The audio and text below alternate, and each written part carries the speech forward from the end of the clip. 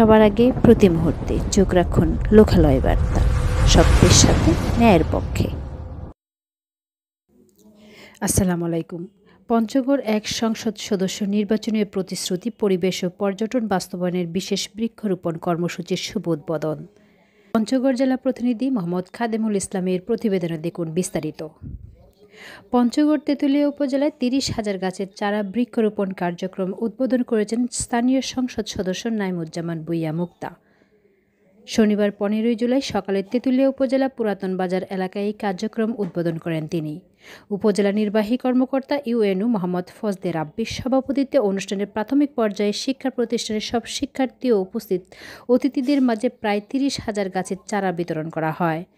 অনুষ্ঠানের প্রধান অতিথির বক্তব্যে নাইমুজ্জামান মুক্তা বলেন, আমাদের পরিবেশকে প্রাকৃতিক বিপর্যয়ের হাত থেকে রক্ষা করতে হলে পর্যাপ্ত পরিমাণ গাছ লাগাতে হবে, বনায়ন বাড়াতে হবে, ব্যাপক জনসচেতনতা সৃষ্টির মাধ্যমে পরিবেশ রক্ষায় সবাইকে কাজ করতে হবে।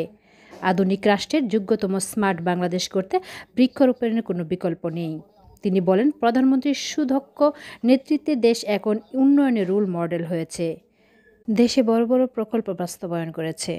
দেশ সবুজ রাখতে হলে বৃক্ষরোপণের বিকল্প নেই, কারণ গাছ আমাদের অক্সিজেন দেয়। এই অক্সিজেন আমাদের বাঁচিয়ে রাখতে সাহায্য করে। ইউএনও ফজলে রাব্বি বলেন, বৈশ্বিক জলবায়ু পরিবর্তনের ক্ষতিকর প্রভাব ও বিভিন্ন প্রাকৃতিক বিপর্যয় থেকে দেশকে রক্ষা করতে হলে আমাদের অবশ্যই পরিবেশ রক্ষায় সর্বোচ্চ মনোযোগ দিতে হবে। আগামী প্রজন্মের জন্য বাসযোগ্য পৃথিবী দিয়ে যেতে বৃক্ষরোপণ কর্মসূচি অত্যন্ত জরুরি একটি কাজ। উদ্বোধনীয় দিনে প্রায় ৩০,০০০ চারা বিতরণ করা হয়। উপজেলা প্রশাসনের উদ্যোগে এই মৌসুমে পর্যায়ক্রমে ১ লাখ চারা বিতরণ ও রোপণ কার্যক্রম সম্পূর্ণ হবে বলে তিনি জানান।